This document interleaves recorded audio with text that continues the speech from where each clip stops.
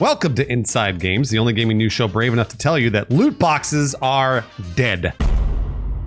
Got him. Well, kind of more like a zombie. You know, they're shambling on in established games, feeding on whatever bank accounts they happen to grab. But newer games are moving away from the problematic monetization structure that gets a little uncomfortably close to gambling for a lot of people. But did we trade up, or are we worse off now than we were back in the mid-2010s when we all listened to Calvin Harris and thought loot boxes were the worst curse on modern gaming? Ugh, jeez.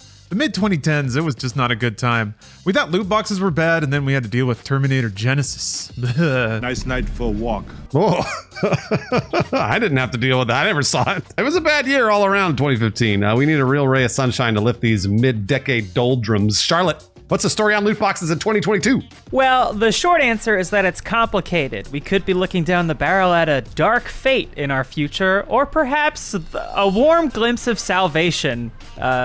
Looking down that same barrel. Either way, it's gonna shoot us in the forehead. Do it, fucking do it. More and more new AAA games are dropping loot boxes, or at least moving away from the pay-to-win model from a few years ago.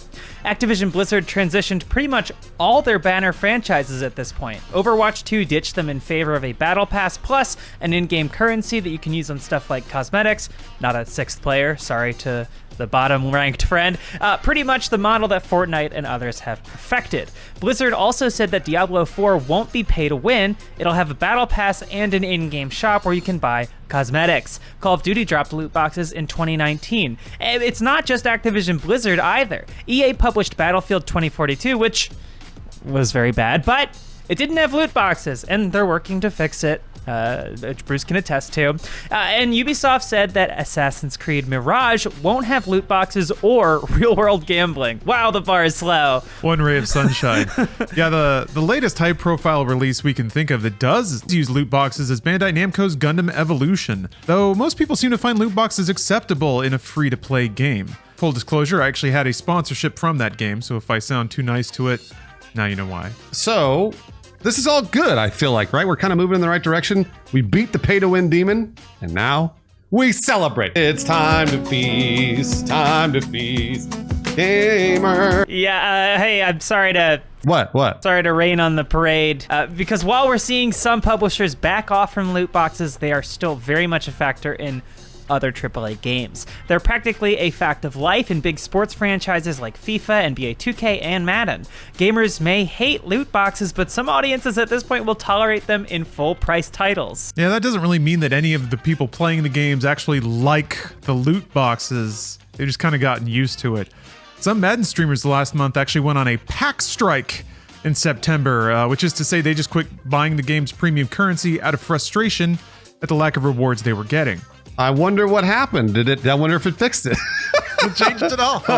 It's the visibility, but we're talking about it, all right? It's making waves. Yeah, sure. One popular Madden player, Xerxes, tweeted, quote, "With the massive issues going on in Madden 23, we need changes. Don't buy points." This is today's great civil rights issue. It's madness in the streets. They're going to be writing raucous punk rock songs about this in 80 years, I promise you. So we have to ask the question, why are they still around if nobody likes them and they're kind of dated at this point? Well, it's because they make money. It always goes there, doesn't it? That's right. Of course, they still make money. And speaking of sponsors, we are sponsored by Ritual. Do you have a perfect diet day in, day out? I don't. Yeah, I just got back from TwitchCon, and 2 a.m. tacos might nourish the soul, but not so much the body. Luckily, Ritual helps people fill the gaps in their diet that tacos might leave with no shady additives, fillers, or colorants. These 2 easy-to-take capsules provide 10 nutrients to support a strong foundation for your health. Now, Ritual's a brand I can trust because they're so transparent about their packing and materials. They use 100% recycled materials, and all mailers are made from recycled newsprint and plant fibers. They even use plant-based ink. Ritual is the obsessively researched and transparently made multivitamin. The delayed release capsule design is gentle on an empty stomach, and there's a mint tab in every bottle to keep your vitamins smelling fresh. I gotta admit, it's a really nice touch. They don't just offer vitamins either. They recently launched a new essential protein range. These daily shakes are designed to support maintenance of lean muscle mass and to promote healthy, active aging for everyone, not just athletes, even gamers. Yes, Ritual are offering 20% off your first month by going to ritual.com and using code 20InsideGames at checkout. Once more, that's ritual.com, code 20InsideGames for 20% off your first month. Thank you very much, Ritual. Hey, thank you, Ritual. And speaking of personal wellness, EA was feeling pretty good when they announced the revenue numbers in 2021. Yeah, EA loves money. They notoriously made a few eyes water in 2021 when they revealed that FIFA Ultimate Team, FIFA's pay-to-win loot box mode, earned more than $1.6 billion in the company's 2020 fiscal year. Oh, that's a lot of vuvuzelas. That amounted to 29% of their entire business for the year. 29%. That sure makes it sound like there's still gold in them loot box hills, but not everybody agrees. Yeah, this is interesting and kind of not what I expected doing some research on this. So Take-Two's CEO Strauss Zelnick, whose company publishes the 2K Sports series, spoke dismissively about the real business value of loot boxes back in 2019. When asked about then Senator Josh Hawley's proposed loot box ban, Zelnick more or less said he didn't have two shits to rub together about it. Zelnick said, quote, "That mechanic is responsible for less than 3% of our net bookings in the past fiscal year, so it's not material to us. We have used the mechanic in the past, so it's something we've seen, and we think it's just fine. There's been some noise around it, particularly internationally. As we said, we think it's a perfectly reasonable mechanic. However, it forms a very small part of our business." Yeah, I'm gonna take a little writer's aside here because I feel like some smells should follow you around. Former Senator Josh Hawley was the first senator to object to the presidential certification of Joe Biden in the 2020 election, something that he just later said he didn't do. So fuck that guy. Just want to tack that one to him like a little donkey tail. And that little donkey tail was tucked between his legs as he was running from the mob on January 6th that he helped to provoke. On camera, darting through the halls like a possum. So to Josh Hawley, we say, keep doing your best, I guess. Yeah, whatever. Just to square some numbers here, Take-Two reported $3.37 billion in revenue in fiscal 2021. 3% of that would be $100 million. Decent chunk, but a far cry from EA's $1.6 billion haul. Zelnick's commentary suggests that outside of FIFA, loot boxes just aren't worth that much money. Yeah, which could honestly be the real reason companies are moving away from them now. In the early days, maybe everybody thought they could just grab those FIFA numbers, but as the years went by, I think it just kind of became clear that only FIFA gets to be FIFA, and everyone else just doesn't get the money, and they just have upset players because of it. And that's not even acknowledging the political aspect of loot boxes. As the years have gone by, loot box mechanics have increasingly become the stinky kid in the room, and it's starting to manifest into political action. Absolutely. You know shit is going down when concerned moms start writing to their legislators. Yeah. And not about gay kids in school with their children. Yeah, if it can out-concern that.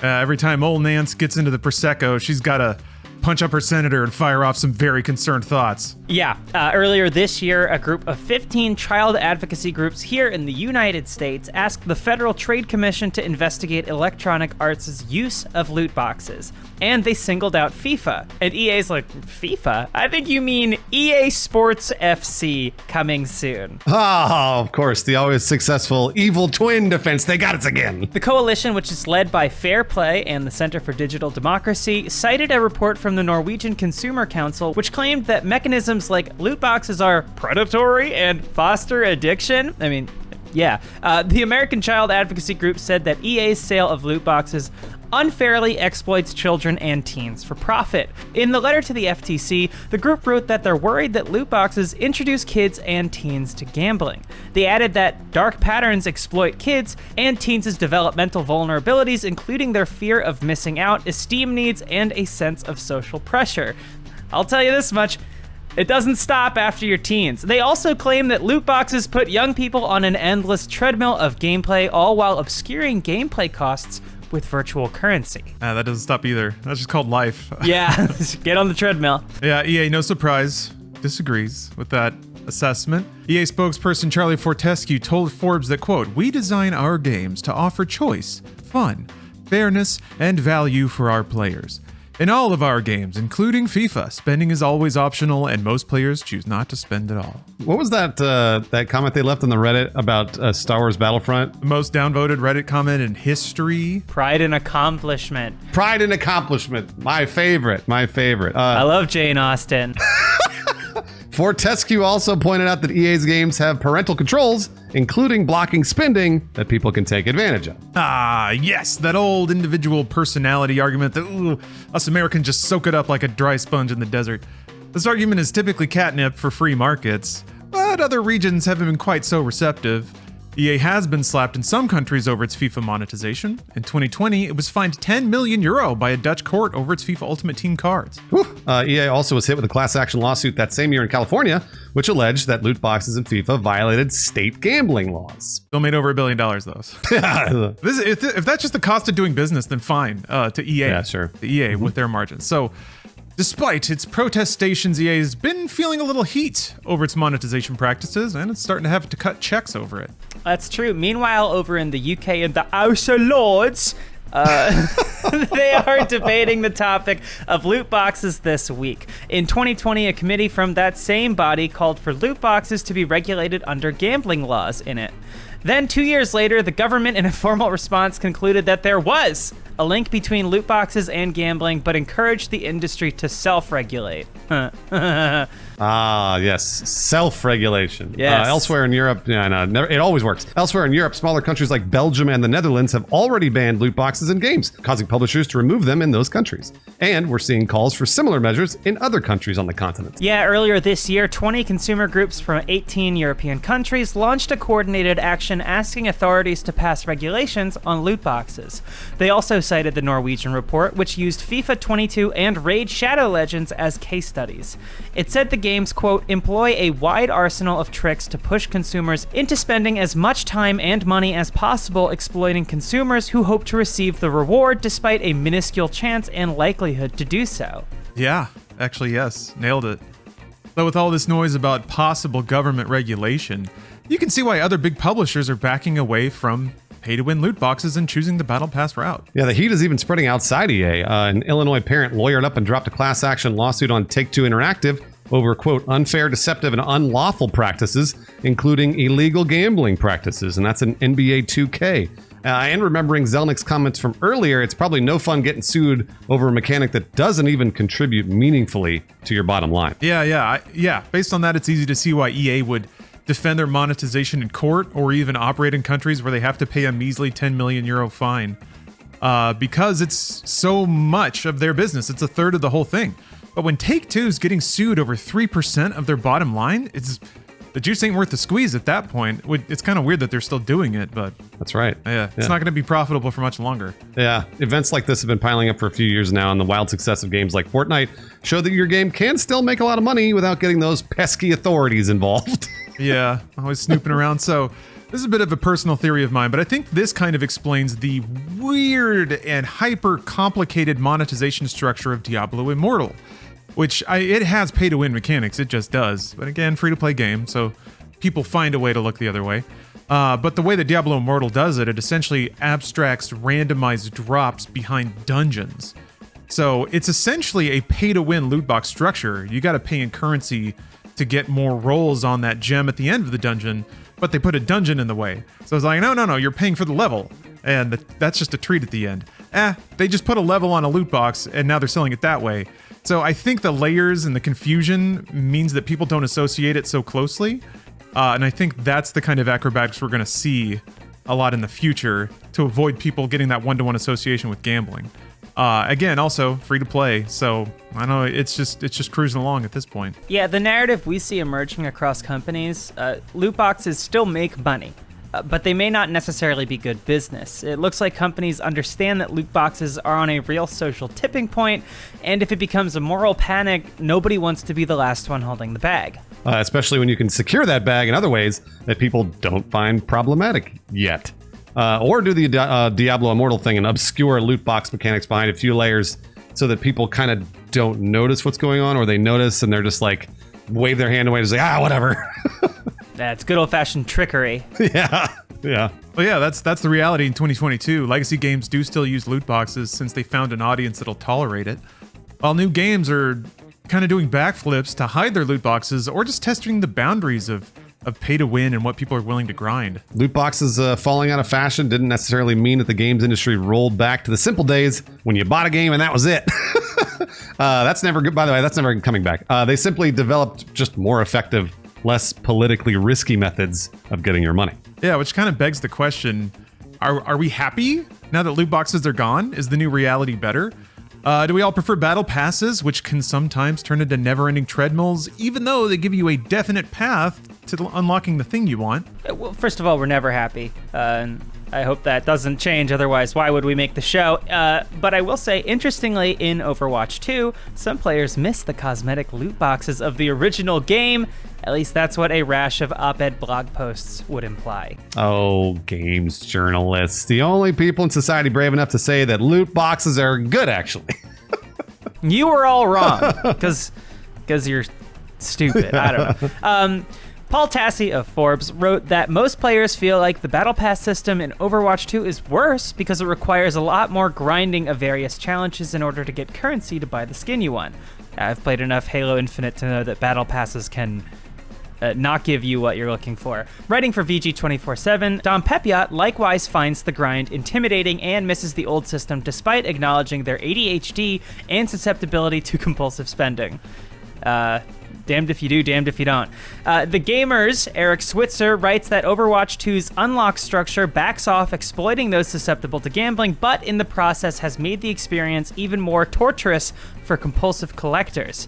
And in case you don't want to read a bunch of words, internet dramacist XQC wasn't a huge fan when he found out Blizzard had automatically opened up his stockpile of thousands of loot boxes, denying him the sweet synaptic thrills of seeing all those unlocks fly into the air over and over. Well, pal, just go down to your local FedEx and get some bubble wrap. It's gonna do the same thing. They opened my boxes! So to sum it all up, many seem to feel that Overwatch, with its Overwatch 1 that is, with its opportunities for free loot boxes, duplicate protection, bad luck protection, that trio of mechanics had actually delivered a really good system that had worked for most players despite being loot boxes. But now, at least in the early stages of Overwatch 2, it's way more of a grind compared to the old randomized system. Those monthly active users, that's almost become the more important metric for companies. It's not getting your $5, it's getting your 50 hours. Really, really interesting stuff. But these are just kind of the facts of gaming life going forward, at least when you're in the AAA space. Indie games you can still buy and play and then move on with your life. But yeah, gaming companies no doubt saw some of the countries outlawing loot boxes and figured it was time to change. Maybe not the best thing to stake the next 10 years of your revenue on. Rather than develop revenue streams on potentially shaky ground, they can just rely on something that's proven to be less controversial. We can imagine a few more mundane reasons for moving away from loot boxes as well. From a business perspective, you're bringing in more reliable money in more reliable increments. The value proposition to the customer is more straightforward, and the workload behind it is easier to quantify. You're not making a batch of skins and hoping to land a whale. You're making a predictable amount of content and getting a predictable return based on audience metrics. Yeah, there's also the headache of deploying multiple versions of the game with multiple monetization standards in different territories. This is true for every game to some extent, but it's just another point of annoyance to remove. Yeah, when you can sell one thing in the same way in every territory. Yeah, so loot boxes, hey, they're unpopular, they're unpredictable, they don't generate a ton of money for anyone other than EA. Kind of makes sense why everybody's just kind of moving on. But what do you think? The audience, Charlotte, Lawrence, are you team Battle Pass or team loot box? I don't know, Charlotte, you gotta take in the barrel for this one? I don't think I have anything particularly spicy, but I definitely find myself, I don't know what it is, but I shell out money for a battle pass much sooner than I have loot boxes. I guess what it is I like knowing what I'm getting or what I could be getting, because there have been many occasions, be it Destiny or Red Dead or even Fortnite, where I'm like, ooh, I want that item at the end of the battle pass, and then I fall off the game before I could possibly reach it within the seasonal bounds. So I don't know, they're still kind of taking me for a ride. But I can see the puppet strings. I don't know. It's all feels a little slimy. But I mean, I guess it's leaning more into the kind of spending that I prefer to have myself taken advantage of in that way. So I was just reading that Kiriko, the new character on Overwatch 2, if you were to grind all of their cosmetics, it would take you 5 years of play to get all of those things. So I am not a collector person. I'm also not a loot box person. I'm kind of one of those people that's very lucky that I don't have that personality. I don't care. I don't give a shit about cosmetics. Like, they're cool to have, but I'm not going to pay for them. Battle pass or loot box or whatever. So I feel really bad for people that are like, collecting and having to do all of these things for this game that they love. I kind of don't know what to tell them other than, like we said earlier, it's just here to stay. This is the way it's going to go. And everyone's like, well, if video games go up to $70, they're going to take away DLC and microtransactions, right? I'm like, absolutely not. No way. They figured out how to monetize their audience now over and over and over, and they're going to keep doing it. So we just have to be aware of it and do our best to avoid it if we can. Yeah, well said, Bruce. My personal take, my feeling is I'm a little wistful. If I'm ever under a battle pass, kind of like Charlotte said, I know I'm not going to finish it, which means that because of the kind of player I am, under a battle pass system, I'm never going to get that glistening thing at the end of any battle pass, ever. Under a loot box scenario, if I get like 100 free drops, one of them might be an ultra rare elite thing. So under the loot box system, because of the randomization of it, I, as a casual to semi-casual player in any service game, had kind of a shot of getting something fancy. Whereas in this, I'll be always relegated to the bottom 30 levels of anything. So I'll be running around with the same poser wings and like dumb pants that everyone else has. It's, there's benefits to both. I like the idea that if you see somebody walking around with something, you know that they earned it. Well, or I guess bought it. So really, it actually doesn't mean anything. It doesn't matter. But I think it does infuse a lot of meaning for you into whatever digital trinket you get. So you get your fuzzy angel wings, and you know that you remember those 6 months where you no-lifed the game just to get your dumb wings. So I think there's value on both sides of it. It just means that, yeah, for me, there's a certain layer of content that I just won't be able. I'm kind of gated out of unless I pay, which theoretically is fair. I guess you're trading time for money again. I don't know. I think I like how Destiny does it. They right now seem to be combining the best of all worlds, where they have a battle pass with dedicated rewards. Some of those are basically aesthetic loot boxes. You get like a random draw, you go to the store, and then you get an emote or a new sparrow or something like that. So you get the spontaneity of the random draw of something that like could be ultra rare and you just have a shot at getting. But then you also have the linear progression, and then you have rewards that scale based on your input and your involvement. So it's also just like as a business, it's a good reason to get people into the store. You give them a little free trinket. I don't know, it seems to work. It seems to work all around. I take my free trinket and I walk out. But someday I'm gonna have enough bright test to buy something I want. So that seems to combine the best. Like it's got the neuron rubbing of every single system kind of packed into one without feeling too slimy about it. But they've also had, gosh, a decade to refine that specifically to do what it does. So no, they're doing a good job over there. You know what though? My patrons, Inside Games patrons, they held the line, just like me. Never bought a single loot box. Not one. Well, I think I bought a few. Crab Foam, Christopher Glavin, Rook, Sean McLaughlin, and Charles Gard. Way to go on never buying a loot box. I bought a few. Oh, Bruce, well, I have something to learn from my patrons because they've maxed out every battle pass they've ever seen. They've walked by, they scrolled by a game on the mobile marketplace in the App Store and maxed it out. I don't know how they did it.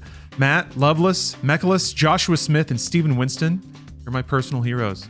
My own level 99 heroes. It really is a monetization practice that is only fair to Jacob Fullerton. He is the battle passer. Oh, I hit the wrong button.